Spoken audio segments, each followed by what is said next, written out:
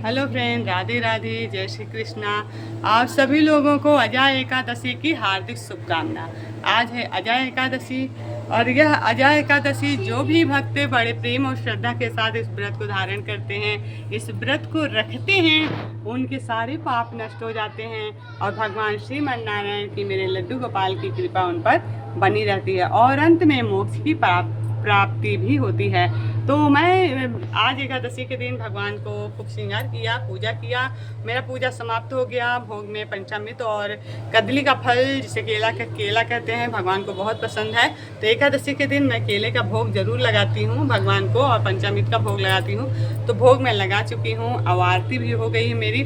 तो मैं जा रही हूँ कथा को पढ़ने। तो आप लोगों भी इस कथा को सुनिए, क्योंकि यह कथा सुनने मात्र से सारे पाप नष्ट हो जाते हैं और पुण्य की प्राप्ति होती है। तो यह जो अजय एकादशी है, यह भाद्रपद मास के कृष्ण पक्ष में पड़ती है। तो इसकी कथा कुछ इस प्रकार है कि एक बार युधिष्ठिर जी भगवान नारायण से, मेरे कृष्ण कन्हैया से कहते हैं कि ये भाद्रपद से कृष्ण पक्ष में किस नाम की एकादशी होती है, यह मेरी सुनने की इच्छा है, सो आप कहिए। तो भगवान श्री कृष्ण कहते हैं कि राजन, यह सब पापों को दूर करने वाली एकादशी अजा नाम से विख्यात है। ऋषिकेश भगवान का पूजन करके जो इसका व्रत करता है, उसके पाप दूर हो जाते हैं। और हे राजन, इससे बढ़कर दोनों लोकों का हित करने वाली कोई नहीं है। प्राचीन समय में जब पृथ्वी का स्वामी चक्रवर्ती राजा हरिश्चंद्र नाम का सत्यवादी राजा था, वह किसी कर्म के वश राज्य से भ्रष्ट हो गया। उसने अपनी स्त्री, पुत्र और अपने शरीर को भी बेच दिया। हे राजेंद्र, वह धर्मात्मा राजा चंडाल के यहाँ नौकर हो गया, परंतु उसने सत्य नहीं छोड़ा, सत्य के मार्ग पे चलता रहा, धर्म का त्याग नहीं किया उसने। और फिर स्वामी की आज्ञा से वह कर के रूप में मुर्दे का वस्त्र लेने लगा। वह राजा सत्य से नहीं हटा। इस तरह से राजा को बहुत से वर्ष हो गए। राजा बहुत बेचारे दुखी होकर चिंता करने लगा कि मैं क्या करूं, कहाँ जाऊं, मेरा उद्धार कैसे होगा। उसी समय गौतम नामक मुनीश्वर वहां आए और परोपकार करने के लिए ब्राह्मण को रचा है। मुनीश्वर को देखकर राजा ने उनको प्रणाम किया।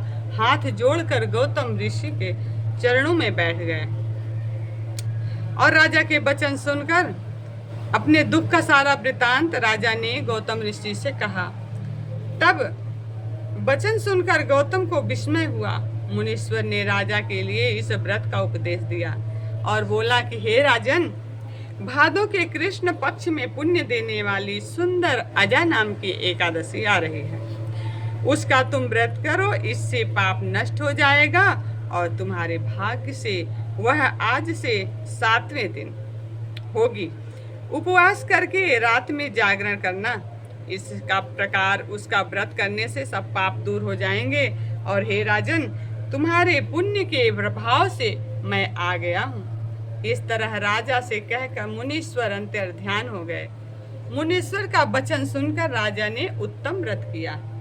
उस व्रत के प्रभाव से, उस व्रत का जो फल मिला, राजा का पाप क्षण भर में नष्ट हो गया। हे राजा शार्दूल, इस व्रत का प्रभाव सुनो। जो कष्ट बहुत वर्षों तक भोगते हो, वह शीघ्र ही इस व्रत के प्रभाव से नष्ट हो जाता है। राजा को उनकी स्त्री मिल गई, मरा हुआ पुत्र जीवित हो गया। देवताओं ने नगाड़े बजाए, आकाश से फूलों की वर्षा हुई। एकादशी के प्रभाव से राजा ने निष्कंटक राज्य किया। सब पूर्ववासियों और कुटुंबियों समेत राजा स्वर्ग को गया। हे राजन, इस प्रकार के व्रत को जो मनुष्य करते हैं, वह निश्चय सब पापों से छूटकर स्वर्ग को जाते हैं। हे राजन, इसके पाठ करने और सुनने से अश्वमेध यज्ञ का फल प्राप्त होता है और इस दिन बादाम और छुहारे का सागार लेना चाहिए। अगर मेरी कथा आपको पसंद आए मेरे भक्तों, तो लाइक, कमेंट, शेयर करना ना भूलें। और जिन लोगों ने अभी सब्सक्राइब नहीं किया है, तो सब्सक्राइब जरूर कर लें और भगवान श्रीमन नारायण की कृपा प्राप्त करें। मेरी भी प्रार्थना है अपने लड्डू गोपाल राधा रानी से, श्री लक्ष्मी नारायण से, कि उनकी कृपा आप सब पर और मुझ पर हमेशा बनी रहे। तो बोलिए एकादशी माता की जय। जय जय श्रीमन नारायण। राधे राधे।